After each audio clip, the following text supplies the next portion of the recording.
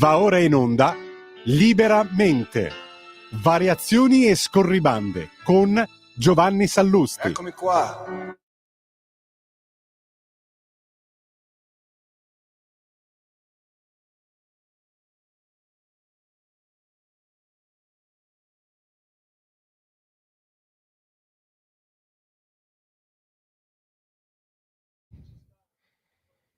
Buongiorno a tutti, bentornati a Liberamente, variazioni e scorribande qui su Radio Libertà.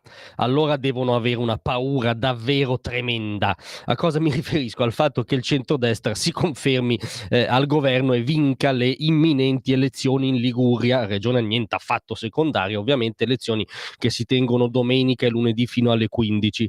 Perché dicono che devono avere una paura dannata? Beh, perché anzitutto perché si vota, diciamo, non si vota la scadenza naturale, si vota a causa di una spallata giudiziaria al governo di centrodestra della Liguria. Non rimuoviamo questa premessa, perché avevano già paura prima, cioè avevano paura che un dato che era palese, un dato amministrativo quotidiano che era palese, scaturisse l'effetto conseguente nelle urne alla scadenza naturale, appunto, e cioè il fatto che un buon governo di centrodestra che ha contraddetto il recente passato in Liguria, rotto la rete delle conventicole, delle clientele storiche della sinistra, sviluppato gran parte delle enormi potenzialità attrattive internazionali che ha la Liguria, oggettivamente amministrato bene, come riconosciuto dagli indicatori. La Liguria negli ultimi anni è la regione, in proporzione alla popolazione ovviamente, che è cresciuta di più, Lombardia compresa in proporzione, per dire che siamo di fronte a un'oggettività. Talmente un'oggettività che appunto c'è stata la spallata giudiziaria, il famoso Toti Gate, no? Questa cosa per cui cenare con degli imprenditori che fanno degli investimenti in un polo strategico come il porto di Genova non è un atto benemerito da parte del governante, ma è un reato terribile. Se poi avviene negli yacht c'è anche un moralismo, come dire, che giudica questa cosa inaccettabile. E quindi si vota in anticipo. Perché dicono che hanno tuttora paura? Perché probabilmente si sta rendendo conto che la spallata giudiziaria non è bastata.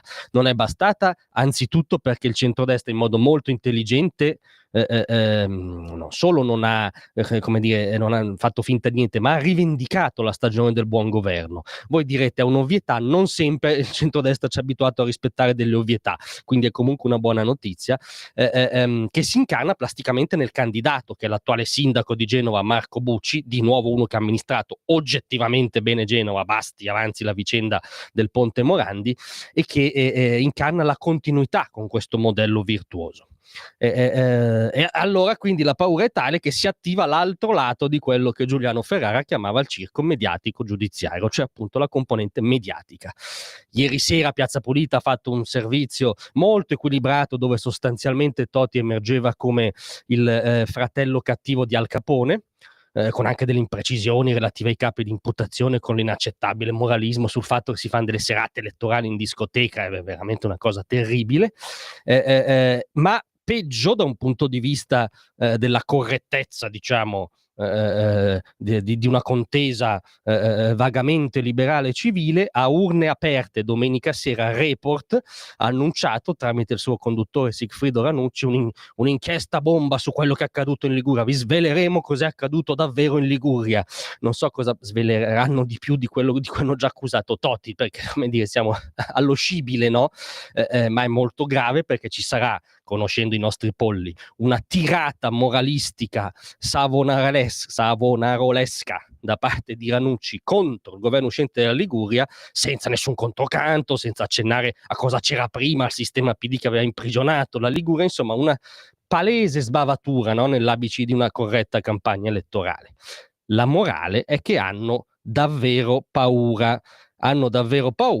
perché in Liguria c'è stata un'oggettiva stagione di buon governo di centrodestra che speriamo di rivedere non solo in Liguria ma anche altrove.